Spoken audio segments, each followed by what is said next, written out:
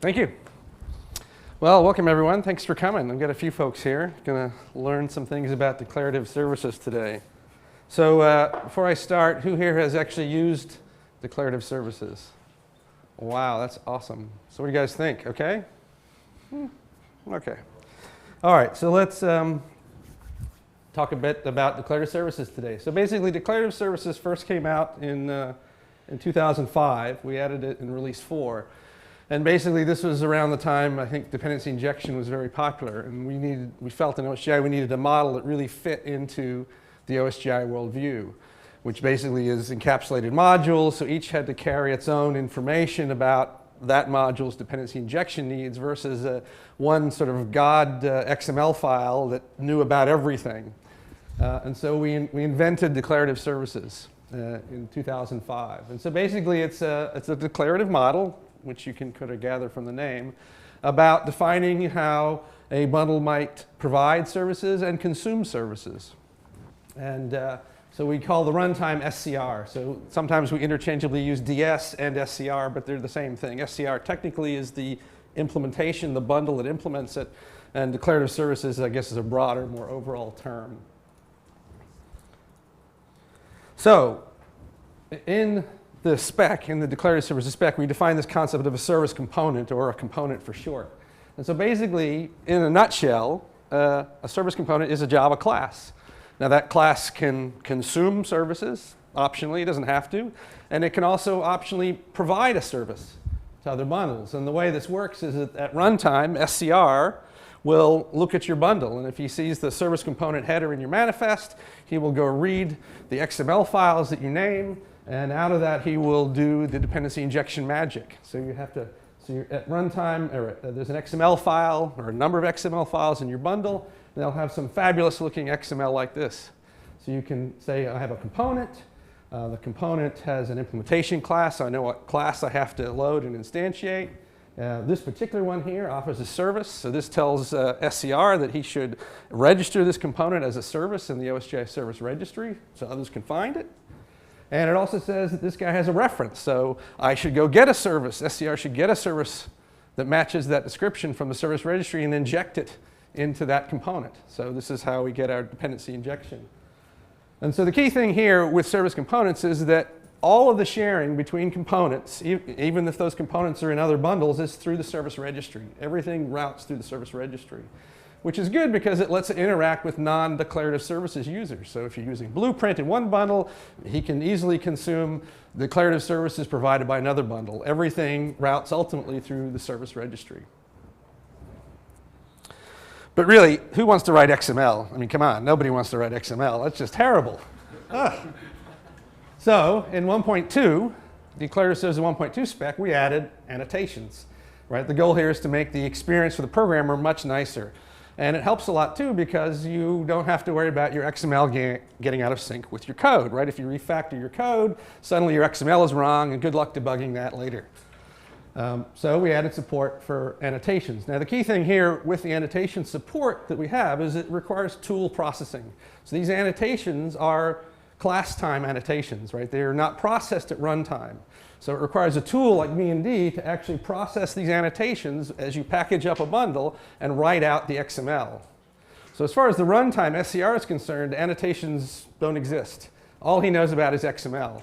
So we need the tools to turn our annotations into XML. But basically, as a developer, if you're using B&D to make your bundles, whether you're using B&D tools and Eclipse, whether you're using the Maven plugins that support B&D, or even the Gradle plugins for B&D, you don't care. That plugin will handle it for you. May I ask why this decision is taken that you're not able to scan a class, like service component, but a class reference, scan it and register it? The key thing was about being performant, right? Because scanning classes takes a lot of work. Not longer than an XML file, I would think. At runtime, if you scan an XML file or a class, I would assume it's... But you have to scan all the classes, wouldn't you? No, you can just, the thing, service minus component pointing, or a similar thing pointing to a class instead to an XML file. Yeah, we possibly could have done that, but we haven't done it to date. There's been some talk about maybe adding runtime support in, but What's the class loader creation? Well, or you could have to scan the bytecode. You'd have to use ASM or something at runtime to process them without class loading. Because one of the other goals is lazy, because you really don't want to load the class until you need it. And SCR lets you, if you provide a service, to be lazily loaded later, right? He'll register the service on your behalf. So performance was the key thing. But I think as a programmer, if you use B&D, no matter which way you use it to write your bundle out, the XML will be generated for you automatically out of your annotations. So then you can write nicer code like this, right? You say @component, and that says this is the implementation class of my component. By default, all of the directly implemented interfaces are your service interfaces. You can specify an activate method, and you'll be in a call there with your properties, your component properties. And you can go at reference, and it uses the information that's already right there in your Java source file to figure out what you want, right? Clearly, I must want a log service. That's what I'm asking to be called with. So all that information can be gleaned out of your source code by the tool. So this means if you refactor things, rename your method, you don't have to worry about going to fix your XML to ensure that it still matches your code. So that's pretty cool. So now we've added some more cool stuff in 1.3. So these are the things we're going to touch on today. Field injection. We've added a new form of injection for fields. We've added the concept of type-safe configuration, including with meta-type support. We support some of the newer features that came in config admin in 1.4, including multiple PIDs. And we've added an introspection API so that you can now look inside under the hood and see what's going on in SCR. And then, frankly, there's a lot of other changes, mostly more minor, but way more than we could cover here. So check out the changes section in the spec. So let's talk about field injection. So there's basically three types of injection that we use today in Java. We have method injection, which Declarative Services has always had. So there's some method you call. It's called by SCR at runtime and pass the object you want to inject. People often use constructor injection. We don't have support for that in DS today. There's been some discussion about possibly adding it in a future spec release. How many people in here would be interested in constructor injection? Okay. So it obviously would have much more limitations because it would have to be static because you can't reconstruct the object with newer things. So there'd be some limitations, but it is an idea we might explore in the next release of DS. But of course, the big new thing we're adding today is field injection, which I think is a pretty interesting thing and removes a lot of programming on your side. You don't have to write these set and unset methods if you don't want to deal with it. You can just simply mark up a field. So I can ask a question. Is there any particular reason why you have not chosen add inject from JSR 330? because I think add inject came after we started. Because there are any plans to, like Spring, made also their own annotations and then move to JSR 330 later? Are there any plans to support add inject? We have no plans to. We certainly could consider it, but it's not something I had thought about. And you have to be careful because the dynamics will also will be an uncheck. So you're going to have something different anyway. We are different than objects. We do the same in Eclipse with add inject, and we also uninject. If something like an OSGi service goes away, we also use the same method, annotated with reference or add inject, to unset it. So we basically, I think we do the same thing, just using the standard set of annotations. But then it's not standard anymore. Yes, it is. Well, the annotation standard, but behavior might not be. Yeah. But in any case, let's not get derailed here. We can talk about it. We haven't considered, but it's more of a tooling story, I think, maybe than a spec story. But that's a possibility. So field injection. So if you've used declarative services before, you know that when you reference something, there's several choices, right? You can have a scalar cardinality or multiple cardinality. It can be dynamic. It can be static. And so one of the things we wanted to do with our support in the reference annotation for fields is to actually dig out as much information as we can from your Java source code rather than you having to necessarily tell us in the annotation. So for example here, if you say the variable is example target, then that says this is a scalar cardinality. We can deduce that from the type of the object. And because it's not volatile, we say it must be static. Because it's not volatile, if another thread comes in and updates it dynamically, it will be not be concurrent safe for you to access that field. But if you put volatile on it, we'll say, okay, well, you must want this to be dynamic. Therefore, by default, it's now dynamic. because every time you access it or SCR accesses it, it'll be thread safe across multiple threads.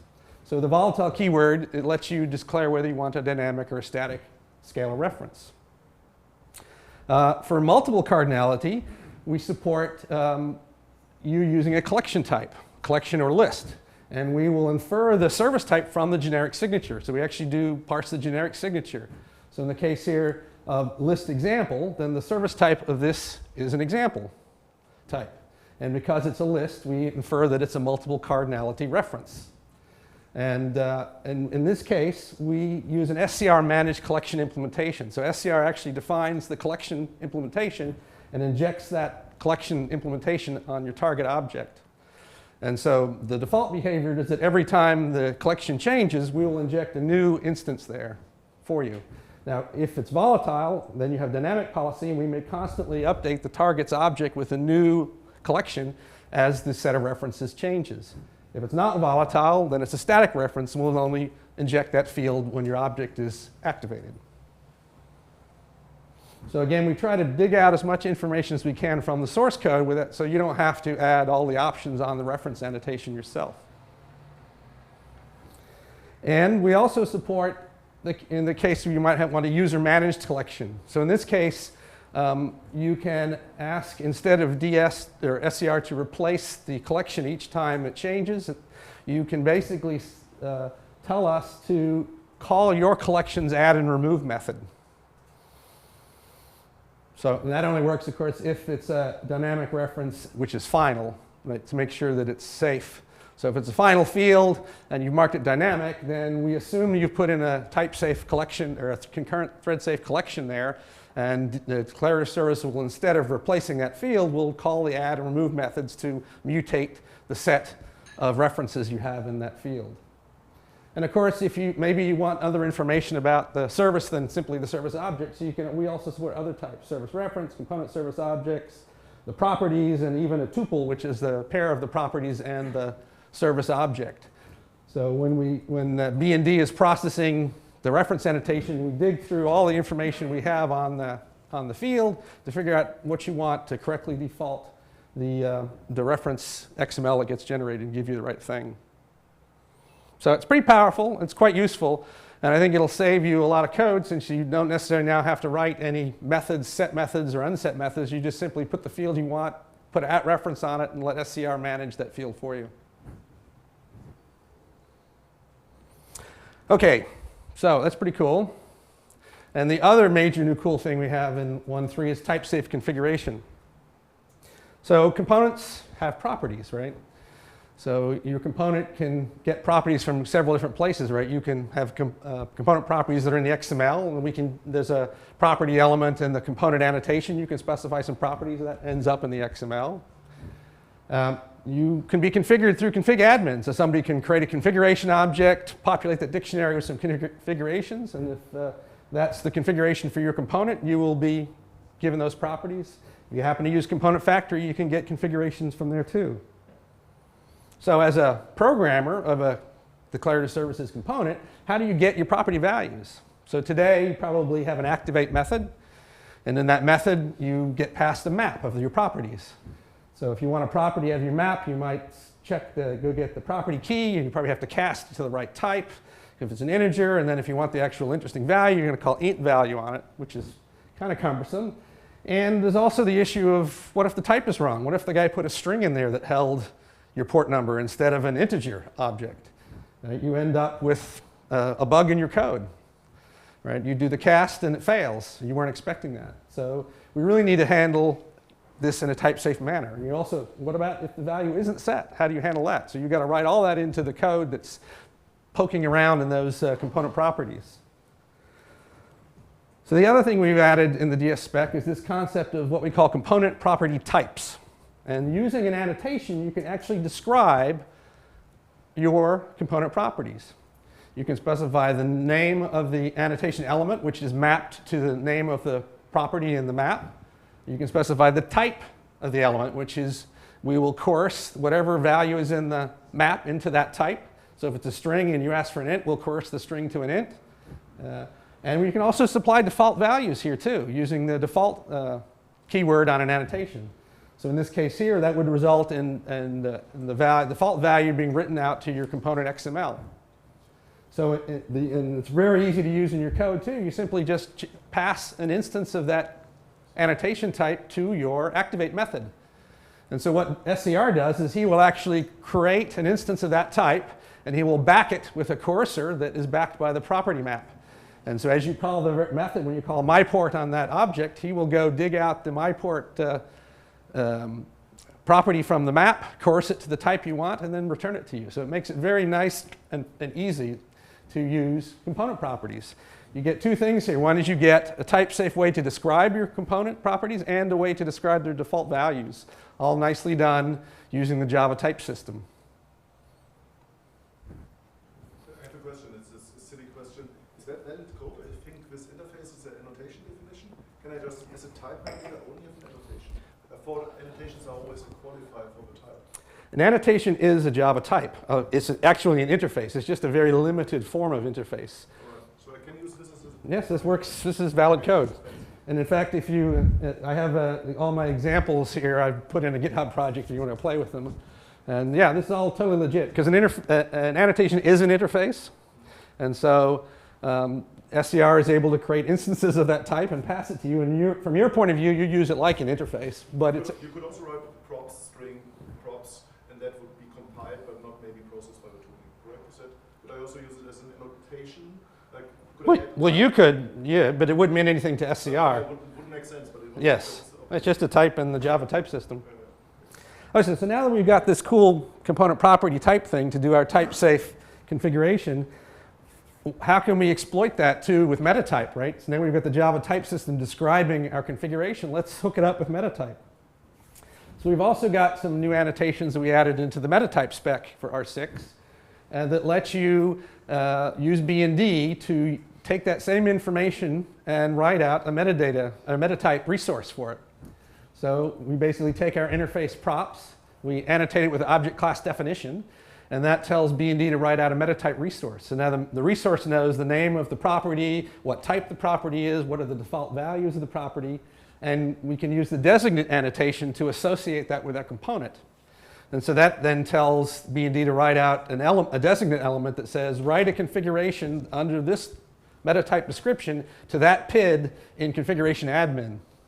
So then all the tools that support metatype and everything now magically can use this information to create configurations for your component. Also pretty cool. Okay, multiple configurations. So config admin added a few new features that we wanted to try and exploit in declarative services. And so the one I'm going to talk about here is multiple PIDs. So we talked just before about component properties and how component properties can come from a configuration. Prior to DS 1.3, each component can be associated with exactly one PID for its configuration.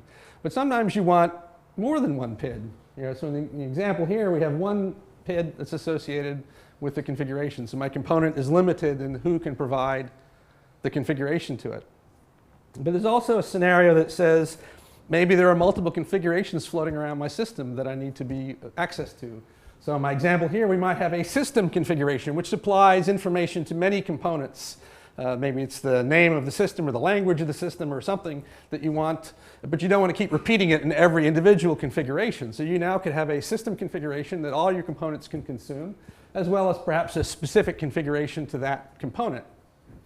And so now you can assign using the type-safe configuration mechanism, you can describe each of the configurations with their own interface, and you can use the configuration PID argument to @component to give us a list of the PIDs. And so declarative services will use this information. He will go look up all the configurations that match the PIDs you've specified, and he will merge their configurations together into a single map using the ordering so that the configurations are stacked together. And then that merged map is available to your component through a map if you want. In your activate method, you can see the fully merged map.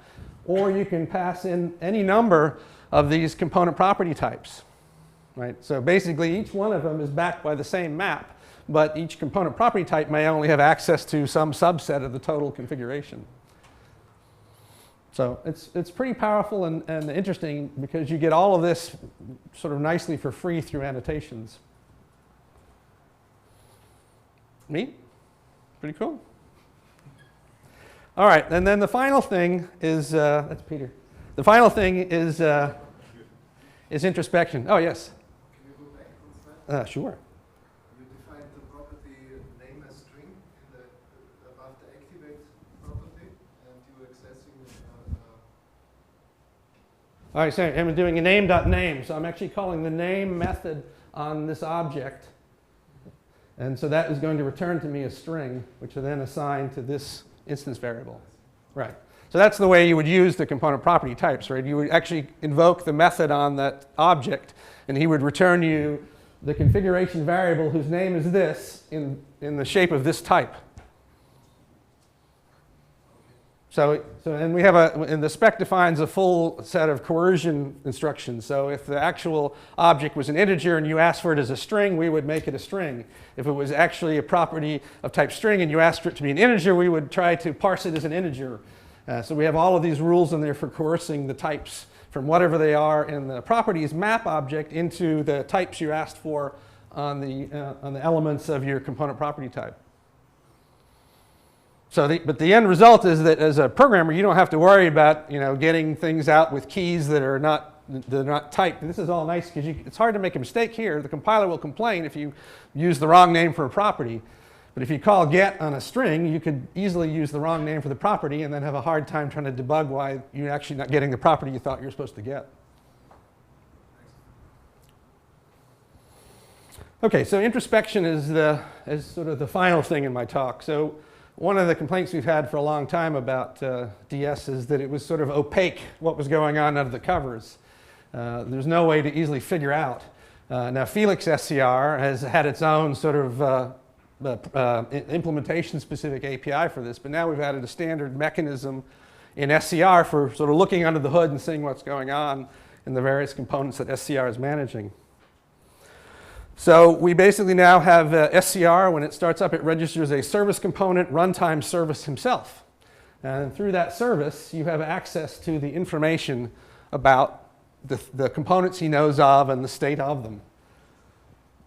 So we basically, you can ask questions like, give me all of the component descriptions you know, give me all the component instances that you know of. You're able to ask about whether components are activated or not, and you can actually enable them or disable them right from this API. So it gives you a certain amount of power in introspecting and knowing what's going on. You also notice we use the new Promise API here in the, how many people are familiar with the Promise API from OSGi? Oh, good, okay. So the one thing we do use in this is we use data transfer objects. Are you guys familiar with the DTO spec in the core? Right, the basic story of DTOs is that they're simple types with simple fields in them. So they're easy to serialize, there's no behavior whatsoever. So we try to use that quite often to describe things because they're easy to send around the universe. There's no code that goes with them. So we've defined DTOs here for the component description. So the component description is what the XML says, right? Versus the component configuration, which is an instance of the component that might be parameterized by component properties. And part of that is that we need to know about the references. So a component description has references that are described in requests, but a component configuration can have satisfied and unsatisfied references because they may be met or unmet depending upon the kind of reference that you're asking for. So now you can ask the interesting question about why isn't my component working? Why isn't it active? And so through a component configuration DTO, you can go poke about. You can inquire the state of the component. You might find out it's unsatisfied because there's some mandatory configuration. It wasn't in config admin. It might be not satisfied because you referenced some service and that service wasn't there or didn't have the right cardinality or some other problem. And then you can go poke around through the unsatisfied reference DTOs and see more detail. What specific reference is the one that's unsatisfied? So this is useful for tools like the web console and X-ray to give you more diagnostics. And I'm pretty sure the web console's been updated to use this new stuff, hasn't it? I thought it was when I was playing with it. Maybe recently Yeah. after this was introduced. No. Sorry, I didn't get this global shell reference. What was it? The SCR command doesn't seem to provide a lot of useful information anymore, so that needs an update. Okay. So, We had an exception during activation to need to access that as well. well, I think that, yeah, I'm not sure how that would show up in here.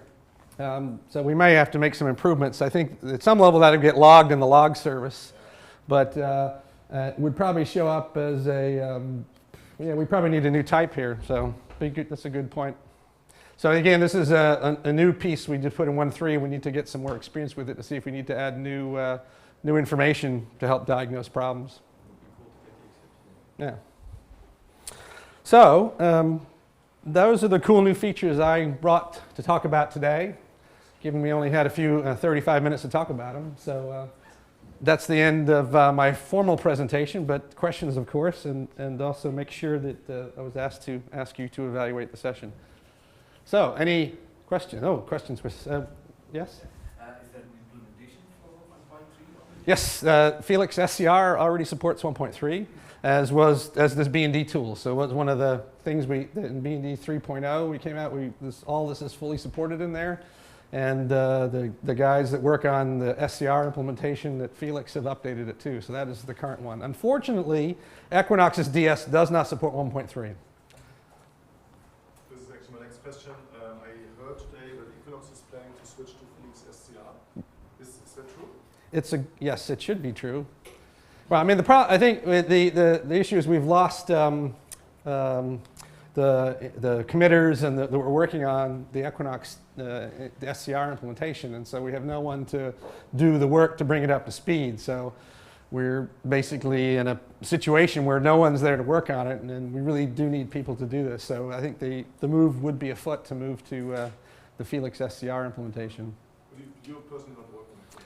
I don't. Well, I mean, I work on other parts of Equinox. I work on the framework mostly, but I don't work on the DS implementation in Equinox. Is there any recommended approach to deal with persistence IDs rather than have them hard-coded in your code base? What could be the best approach to manage the PIDs in your code base? Well, I mean, it's a tricky problem because at some level they have to be hard-coded, because otherwise you need to have some indirection to get to the indirection, right? So at some point you're going to have to hard-code something to figure out how to get to the something. Yeah. Sure. So, by default, your PID is your implementation class name, which isn't necessarily very useful. So you really, at some point, you have to have some way to know what your PID is, and you can't configure your own PID because that itself is configuration. So yeah, I'm not sure there's a good answer to that. I want to know if there is a recommended way to deal with them, or Not. Well, taste. it's public API, so the implementation class was not a good default. So usually you have to pick something that you're willing to support over a long time. It's a long-term commitment, just like a class name. Right, it's effectively API, so you need to pick a good configuration PID name and use it. Any other questions? All right then, thank you very much.